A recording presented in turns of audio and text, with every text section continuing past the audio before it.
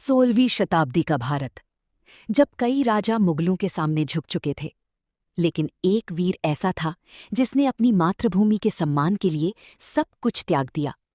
उस वीर का नाम था महाराणा प्रताप। महाराणा प्रताप मेवाड़ के राजा थे। उनके लिए धन दौलत से ज्यादा जरूरी था अपनी मातृभूमि की आजादी और सम्मान। उस समय मुगल सम्राट अकबर पूरे भारत पर राज करना चाहता था। अकबर ने कई राजाओं को अपने अधीन कर लिया था। उसने महाराणा प्रताप को भी संदेश भेजा, मेरी अधीनता स्वीकार कर लो, तुम्हें राजपाट और सुख मिलेगा। लेकिन महाराणा प्रताप ने साफ शब्दों में कहा, राजपूत सिर कटाना जानता है, पर किसी के आगे झुकना नहीं। भाई, यही बात अकबर को पसंद नहीं आई और फिर शुरू हुआ इतिहास का सबसे प्रसिद्ध युद्ध, हल्दी घाटी का युद्ध, स्वॉर्ड। साल 1576। एक तरफ विशाल मुगल सेना, दूसरी तरफ महाराणा प्रताप और उनके कुछ हजार वीर सैनिक।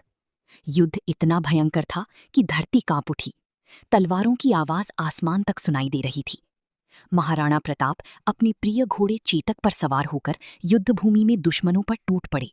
Horse fire. चेतक केवल घोड़ा नहीं था, वो महाराणा प्रताप का सबसे वफादार साथी था। युद्ध के दौरान चेतक गंभीर रूप से घायल हो गया। फिर भी उसने अपने स्वामी को बचाने के लिए दुश्मनों के बीच से तेज दौड़ लगाई। सामने एक बड़ा नाला था। घायल होने के बावजूद चेतक ने इतनी ऊंची छलांग लगाई कि महाराणा प्रताप सुरक्षित दूसरी ओर पहुंच गए। सैड।